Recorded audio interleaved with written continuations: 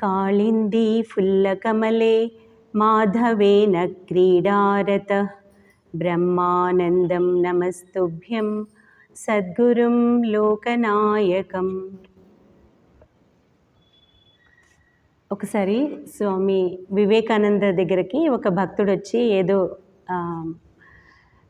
ప్రశ్న అడుగుతాడు, సలహా అడుగుతాడు, ఆధ్యాత్మిక ప్రశ్న అడిగితే ఆయన అంటారు, అదిగో అటు బ్రహ్మానంద స్వామిని చూపిస్తూ ఆయన్ని వెళ్ళి అడుగు, ఎందుకంటే ఆయన గొప్ప స్పిరిచువల్ డైనమో, ఒక ఆధ్యాత్మిక శక్తి కేంద్రం, ఆయన దగ్గరికి వెళ్తే నీ సంశయాలన్నీ తీరిపోతాయి అని చెప్పి చెప్తారనమాట. ఆ విధంగా ఆయన శ్రీరామకృష్ణ ఈ మఠంలో ఆధ్యాత్మిక శక్తి కేంద్రంగా నిలిచారు. ఇప్పటికీ ఆయన బ్రహ్మానంద బోధనలు అన్న ఆయన పుస్తకం చదివితే మనకి, అంటే ఆయన దరిదాపుల్లోకి వెళ్ళిన వారికి, తర్వాత ఆయన పుస్తకం చదివిన వారికి కూడా ఆ ఆధ్యాత్మిక శక్తి కలిగినట్లుగా అనిపిస్తుంది.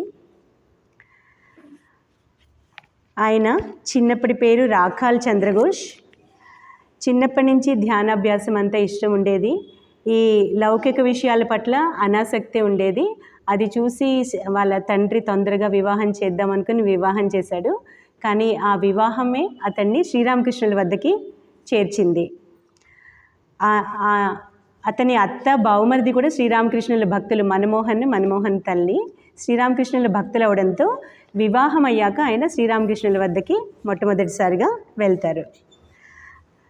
ఈ శ్రీరామకృష్ణులు ఆయన్ని చూడగానే గుర్తిస్తారనమాట. అప్పుడు అవి శ్రీరామకృష్ణులు ఈ లౌకిక సంభాషణతో విసిగిపోయి తన భావి శిష్యుల కోసం పరితపిస్తున్న రోజులవి. ఎవరు ఆయన కుటీపైకి వెళ్ళి ఎవరెక్కడున్నారు రండి, నేను ఈ లౌకిక సంభాషణని భరించలేకుండా ఉన్నాను అని పిలుస్తున్న రోజులు. ఒకరోజు దక్షిణేశ్వరంలో వటవృక్షం కింద కూర్చొని ఉన్నారు. అప్పుడు ఒక చిన్న బాలుణ్ణి దర్శించారంట. అప్పుడు మేనల్లుడు హృదయతో ఆ మాట చెప్తే అతను అన్నాడు, ఓ అయితే మామ నీకు ఒక బిడ్డ కలగబోతున్నట్టున్నాడు అని. నాకు బిడ్డ కలగబోవడం ఏంటి, నేను స్త్రీలందరినీ మాతృమూర్తులుగా చూస్తాను కదా అన్నారట శ్రీరామకృష్ణులు. మరొక రోజు ఆయన చూశారు, కాళీమాత ఆయన ఒడిలో ఒక చిన్న అబ్బాయిని కూర్చోబెట్టి, ఇతను నీకు నీ మానసపుత్రుడు అని చెప్పడం వింటారు. ఈ విధంగా చాలాసార్లు ఈ రాఖాల్ని దివ్య దర్శనంలో చూడడం జరుగుతుంది అతను వచ్చే ముందే.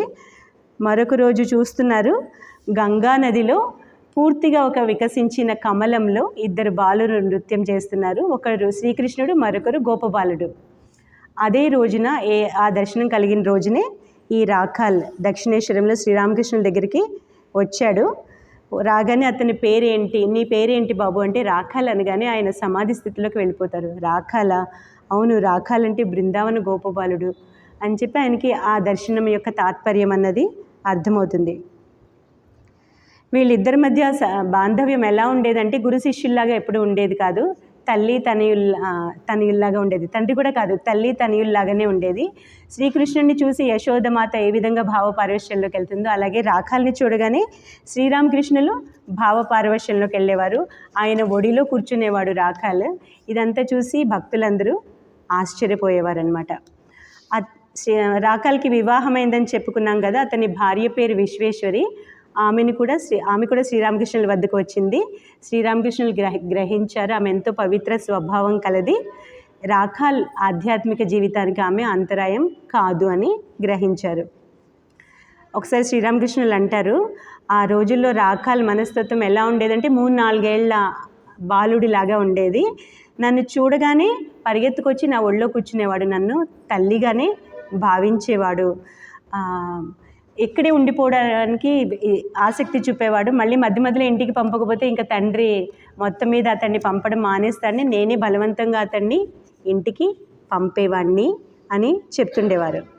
తర్వాత తండ్రి ఆనందమోహన్ ఈ శ్రీరామకృష్ణుల దగ్గరికి వచ్చి చూశారు.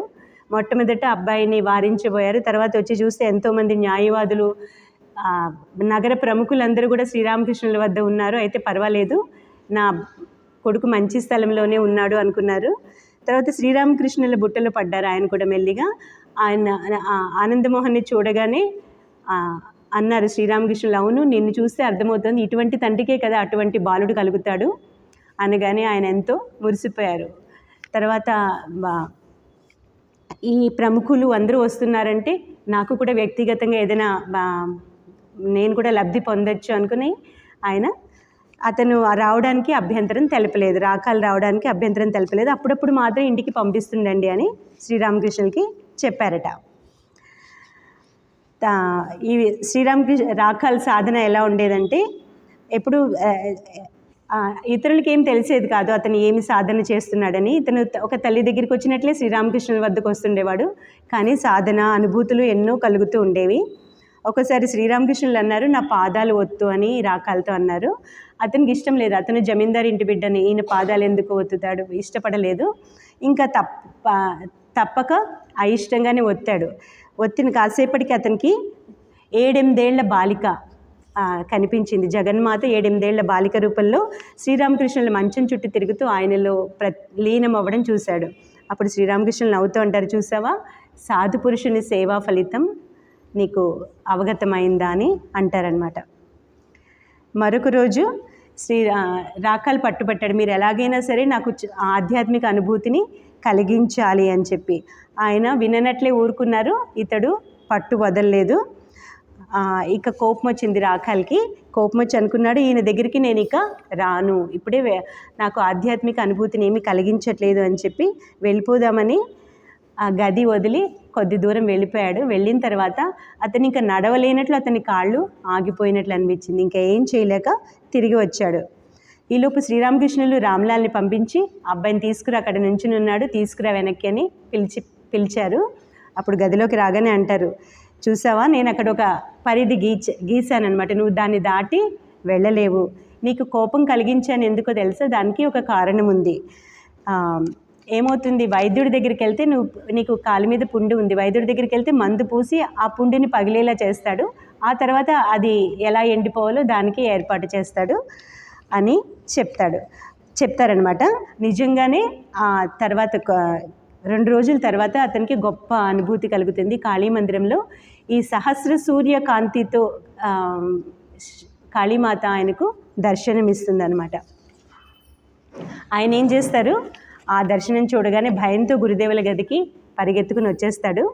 అప్పుడు శ్రీరామకృష్ణులు అంటారు, నాకేం అనుభూతి కలగట్లేదని నన్ను ఒక్కటే సతాయించావు, ఇప్పుడు అనుభూతి కలిగినప్పుడు పారిపోయి వచ్చేసావు ఎందుకు అని అంటారు నవ్వుతూ. ఆయన మఠ అధ్యక్షుడు కదా, ప్రప్రథమ మఠాధ్యక్షుడు కూడా. శ్రీరామకృష్ణులు ఆ కాలంలోనే ఆయనకి ఎన్నో ఆసనాలు, ముద్రలు, ధ్యానం, యోగం ఇలా ఎన్నో సాధనలు నేర్పారు. వివిధ కుండలిని కేంద్రాల్లో ఏ విధంగా ధ్యానం చేయాలి ఇవన్నీ కూడా ఆయన బోధించారు. ఒకరోజు శబ్ద బ్రహ్మం గురించి చెప్తూ ఉంటే ఆయన ఎంత చక్కగా బోధిస్తున్నారు, రాకాలు మైమర్చి వింటూ ఉన్నాడు. ఆ దక్షిణేశ్వరంలో ఆ పంచవటిలో ఉన్న పక్షులు కూడా వేదగానం చేయడం రాకాలు స్పష్టంగా విన్నాడట శ్రీరామకృష్ణుల సాన్నిధ్యంలో. అలాగే ఒక వ్యక్తిని చూడగానే వాళ్ళ గుణగణాలు ఏంటి గుర్తించే విధానం కూడా ఈయన రాకాలకి బోధిస్తారు. ఇవన్నీ కూడా ఆయన తర్వాత అధ్యక్షుడిగా ఆయనకి ఎంతో ఉపయోగపడ్డాయి. అప్పుడు ఆ తర్వాత కాలంలో ఆయన అంటారు, ఆయనకి ఎంత మానవాతీత శక్తి ఉండేది, ఇదేంటి ఈయనకి ఏవో వింత శక్తులు ఉన్నాయని మేము అనుకునే వాళ్ళం, ఇప్పుడు అర్థమవుతోంది ఆయన గొప్ప అవతార పురుషుడు కనుక ఆయనకి ఈ శక్తులు ఉన్నాయి అని. శ్రీరామకృష్ణులు కాశీపూర్లో ఉండగా ఒకసారి రాకాలు అంటాడు, ఇంకా మీ శరీరం కొన్ని రోజులు ఆరోగ్యంగా ఉండేలాగా మీరు కాళీమాతని ప్రార్థించండి, మీరు కనుక ప్రార్థిస్తే తప్పకుండా ఆమె మీ కోరిక నెరవేరుస్తుంది అంటే శ్రీరామకృష్ణులు అన్నారు, లేదు, అదంతా భగవంతుడి ఇచ్చిపైనే ఆధారపడి ఉంటుంది, లేదు మీరు ఏమైనా ప్రార్థించాలి అని అంటాడు. అప్పుడు శ్రీరామకృష్ణులు అంటారు, ఒక గాయక బృందం హఠాత్తుగా వస్తుంది, నృత్య గానాలు చేసి హఠాత్తుగా వెళ్ళిపోతుంది, వారిని ఎవరు గుర్తించలేరు అని.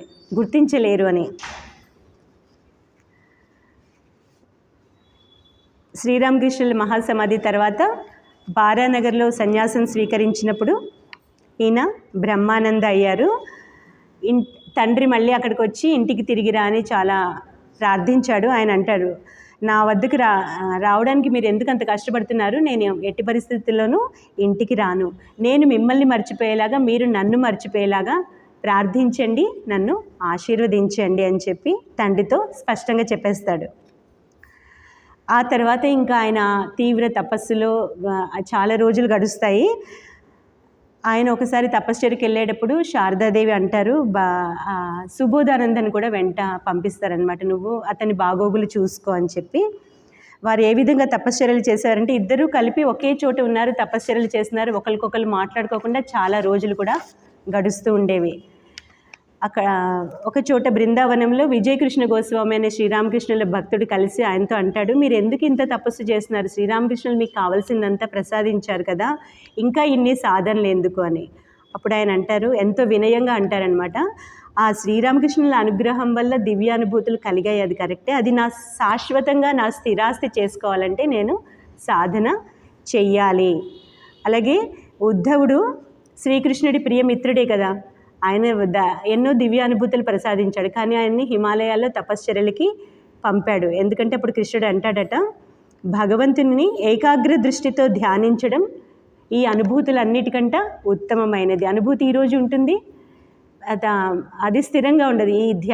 ఈ స్థిరంగా తపస్సు చేసి ఆ ధ్యానంలో మనసు నిలబడిపోవడమే అన్నిటికంటే ఉత్తమమైనది అని శ్రీకృష్ణుడు చెప్తాడనమాట.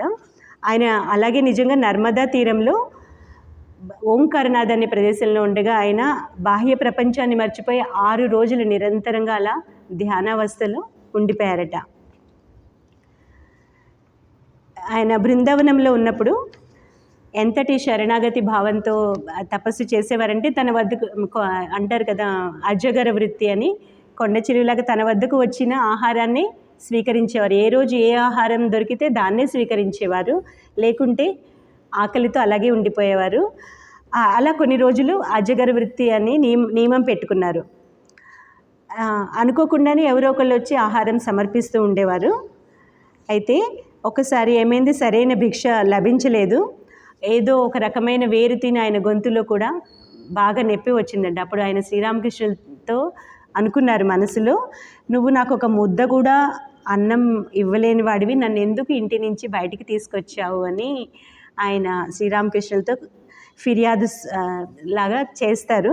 అప్పుడు ఏమవుతుంది, ఆ తర్వాతి రోజు ఇద్దరు స్వాములు సరియు నదిలో స్నానానికి వెళ్ళారు. ఒక సన్యాసి వారి దగ్గరికి వచ్చి, మీరు మా ఆశ్రమానికి రండి, నేను శ్రీరామునికి నివేదించాను ఆహార పదార్థాలు, అవి మీరు వచ్చి స్వీకరించాలి, మీ కృప వల్ల నాకు శ్రీరాముని దర్శనం కలిగింది, నేను 24 సంవత్సరాలుగా సాధన చేస్తున్నాను శ్రీరాముని దర్శించాలని, ఆయన స్వరం వినాలని, ఇన్నాళ్ళకి అది కలిగింది. శ్రీరామచంద్ర ప్రభు కోమల హస్తంతో నన్ను తట్టి లేపి చెప్పారు, నాకు ఆకలిగా ఉంది, కిచిడి వండి నాకు నివేదించు అని. సరియు తీరంలో 2 భక్తులు ఉంటారు, వారికి నువ్వు భోజనం పెట్టు అని చెప్పారు అని చెప్పి ఆయన కిచిడి వండి తీసుకువచ్చి వీరిద్దరికి పెడతారనమాట. ఆ విధంగా ఎన్నో తపశ్చర్యలు చేస్తూ ఉన్నారు. కానీ వివేకానంద స్వామి విశ్వమత మహాసభ అయిన తర్వాత వచ్చి ఇంక అందరినీ కార్యోన్ముఖుల్ని చేశారు. ఈ ఆత్మనో మోక్షార్థం జగద్ధితాయ అందరూ ఎవరెవరు ఎక్కడెక్కడ తపశ్చర్యలు చేస్తున్నారో అందరూ వచ్చి మఠంకి రండి, మనము ఈ మఠాన్ని ఏర్పరిచి ఈ సేవా కార్యక్రమాలు చేయాలి అని. నాయకుడు కాబట్టి నాయకుడి మాట విని బ్రహ్మానంద స్వామి కూడా మఠానికి తిరిగి వచ్చారు. వివేకానంద స్వామి కలకత్తాకి వచ్చినప్పుడు బ్రహ్మానంద స్వామి ఆయన్ని పూలమాలలతో సత్కరిస్తూ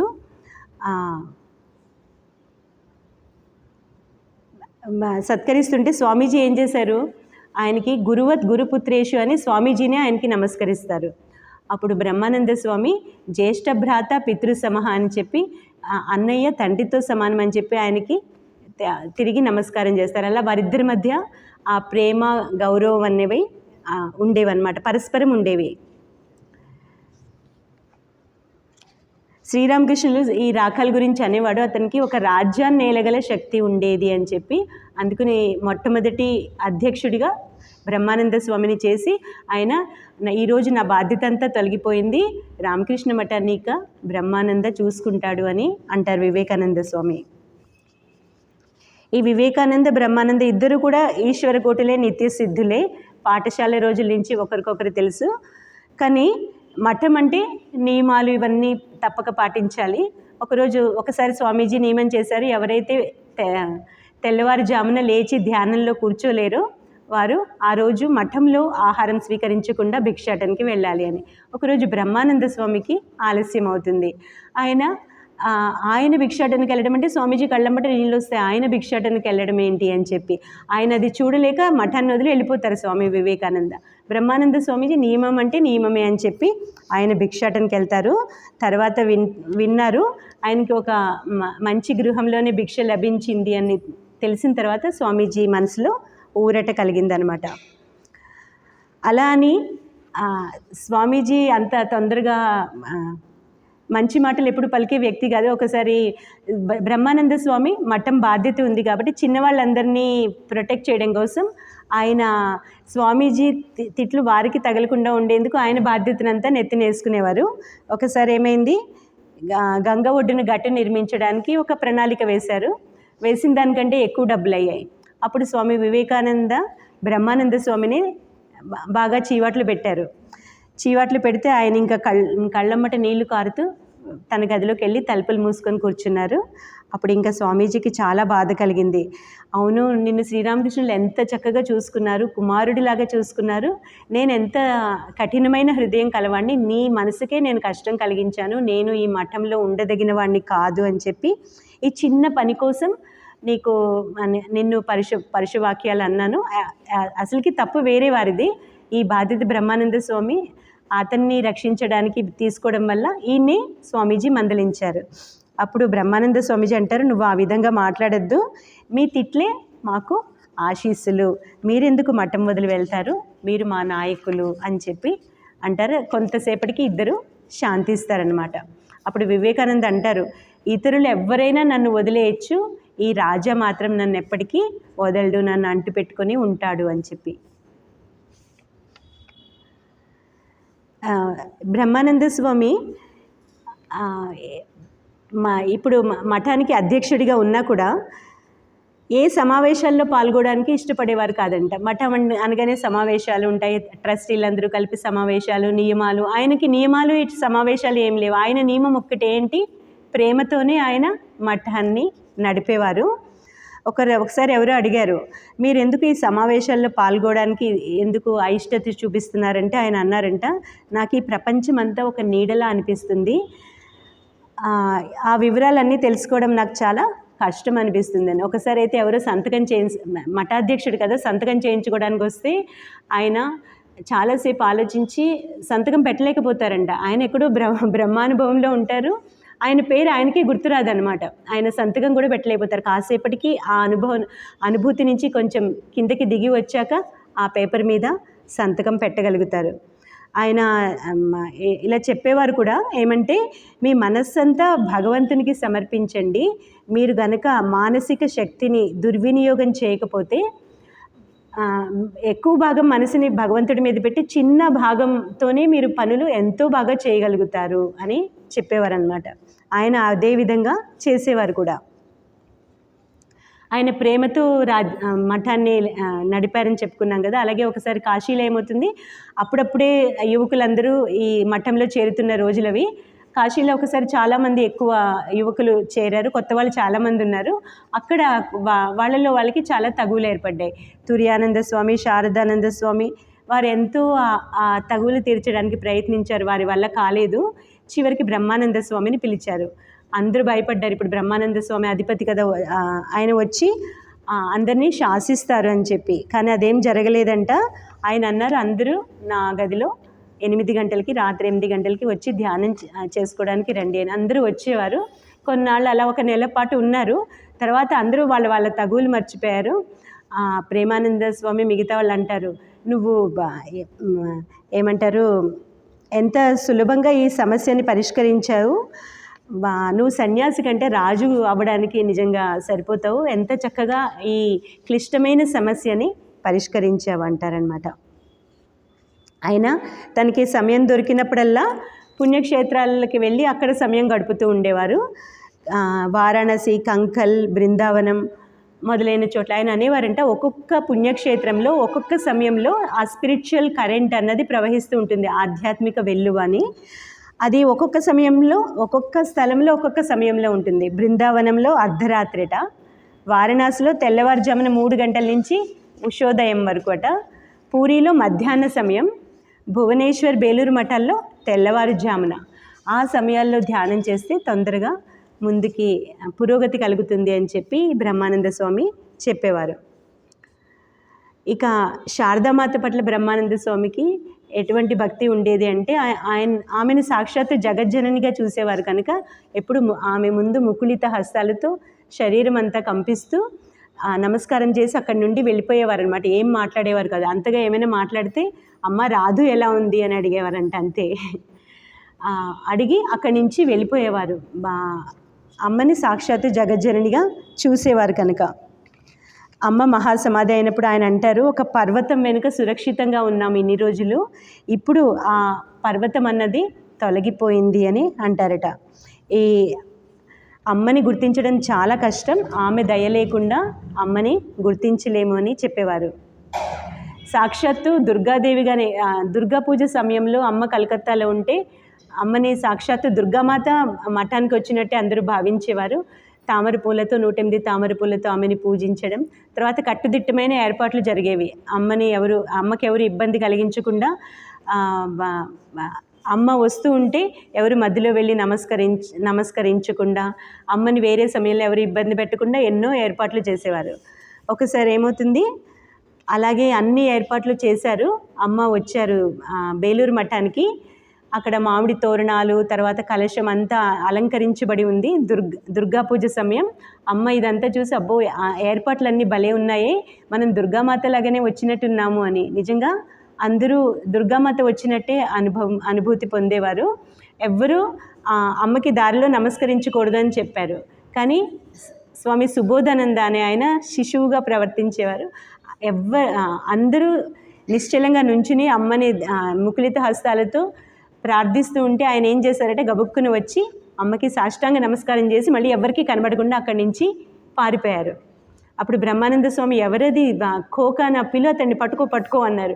ఈలోపు ఆయన ఎక్కడికో వెళ్ళిపోయారు. అమ్మ కూడా నవ్వుతారు. అక్కడ ఆ పరిస్థితి అది మనోహరంగా ఉంటుందన్నమాట. స్వామి రామకృష్ణానంద స్వామి కూడా బ్రహ్మానంద మహారాజ్ని సాక్షాత్తు శ్రీరామకృష్ణుల్లాగానే చూసేవారు. ఆయన మద్రాసు, బెంగళూరు కేంద్రాలు సందర్శించడానికి ఆయన అన్ని ఏర్పాట్లు చేశారు. ఆయనే కూడా ఉండి తీర్థస్థలాలన్నిటికీ తీసుకెళ్లారు.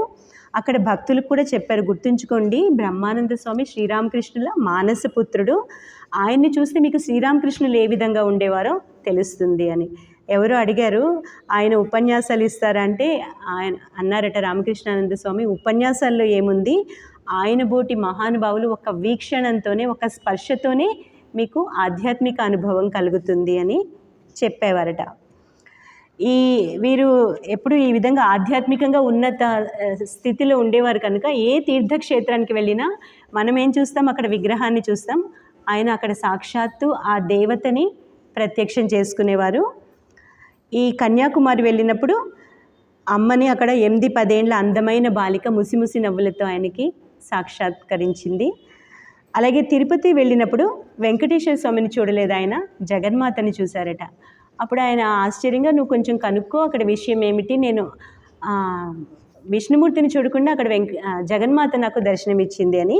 ఆ తర్వాత శర్వానంద స్వామి కనుక్కుని చెప్తారు, అది ఆరంభంలో శక్తి ఆలయంగా ఉండేది, ఆ తర్వాత విష్ణు ఆలయంగా మారింది అని చెప్పి.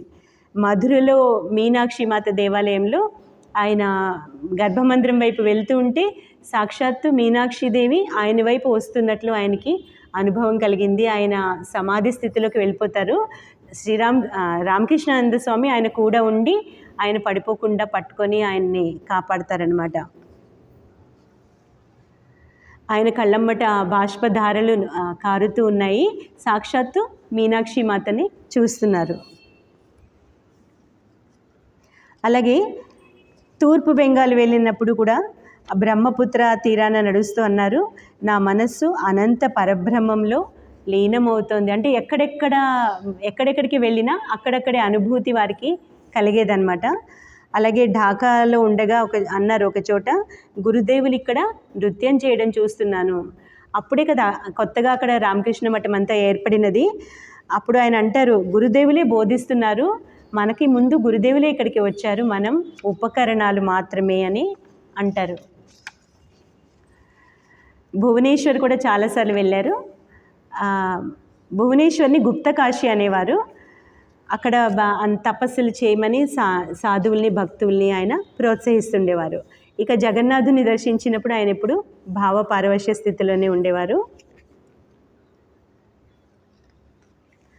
ఒకసారి బ్రహ్మానంద స్వామీజీ అంటారు, ఈసారి శ్రీరామకృష్ణులు జీవులకి శివుడికి మధ్య, జీవుడికి భగవంతుడికి మధ్య వారధిగా ఉండేందుకే వచ్చారు. ఈ భగవత్ సాక్షాత్కారం ఎంతో సులభం చేశారు అని అంటారనమాట.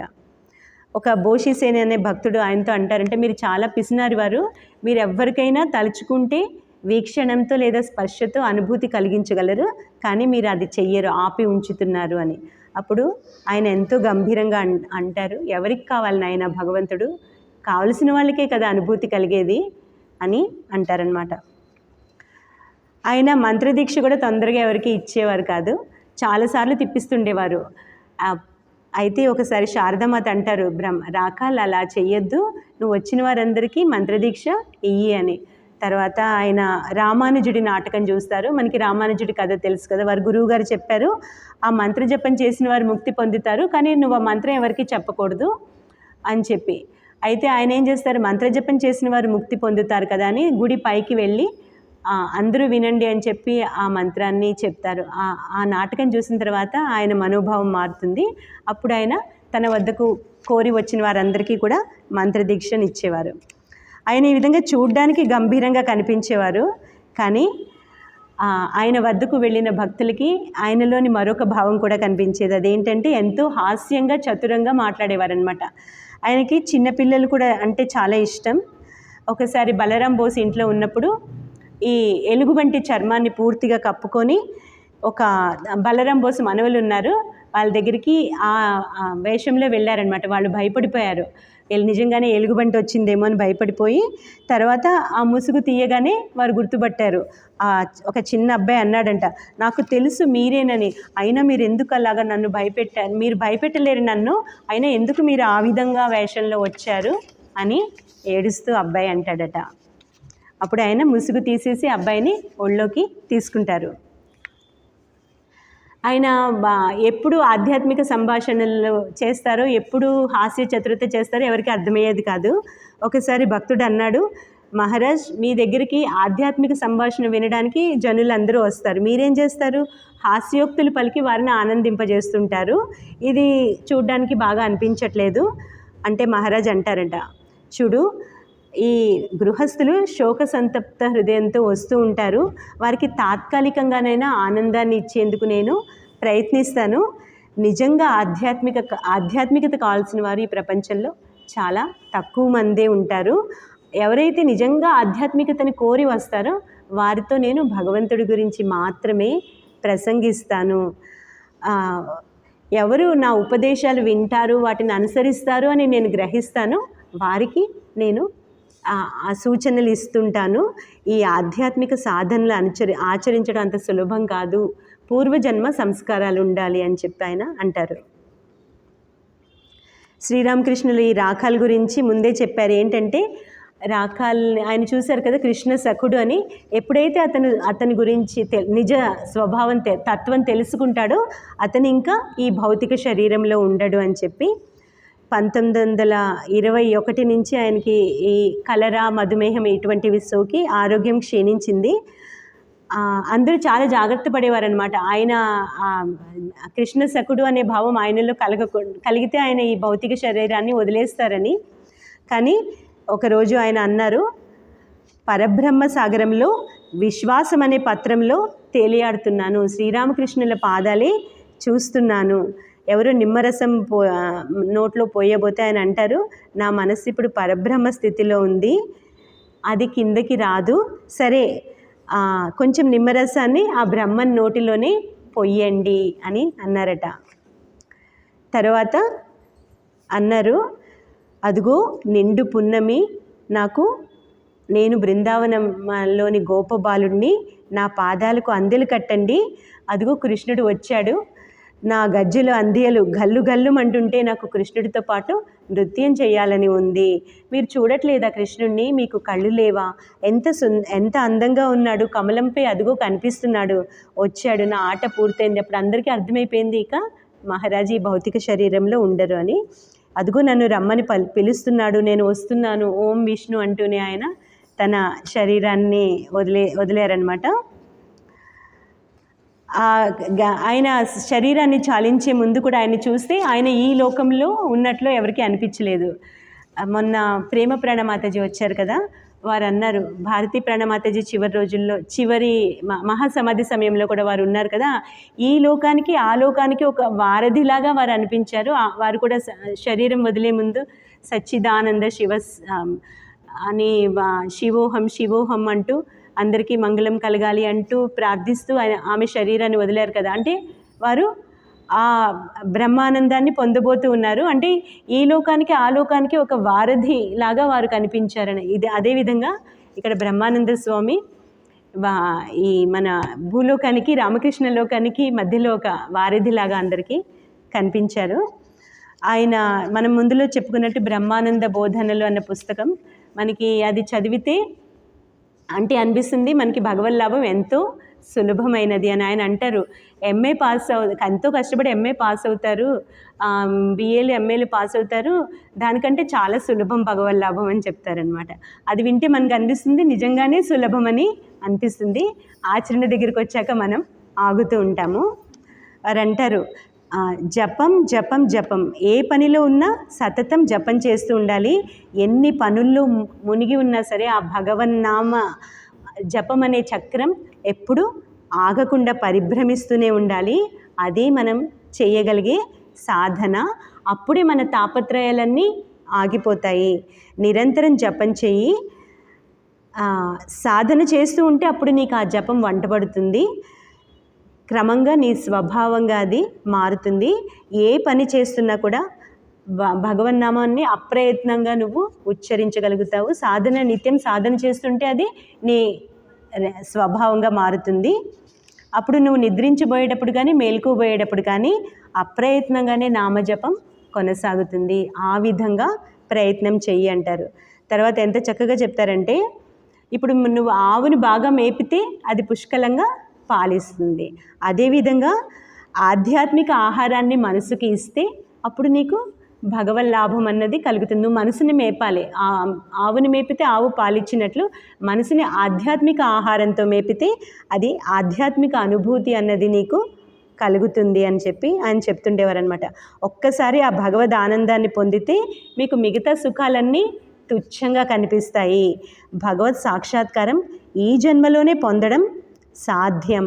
మానవ జన్మకున్న విశిష్టత ఇదే. ఆ విధంగా ఆయన చెప్తూ ఉంటారు. అది కాబట్టి మనం అప్పుడప్పుడు ఆ పుస్తకాన్ని చదువుతూ ఉంటే మనకి ఈ ఆధ్యాత్మిక మార్గం చాలా సుగమమనే అన్న భావం కలిగి మనం కూడా ఎక్కువ ప్రయత్నించడానికి వీలవుతుందన్నమాట. ఓం అసతో మా సద్గమయ తమసో మా జ్యోతిర్గమయ మృత్యోర్మా అమృతంగమయ. ఓం శాంతి శాంతి శాంతి. హరి ఓం తత్సత్. శ్రీరామకృష్ణార్పణమస్తు.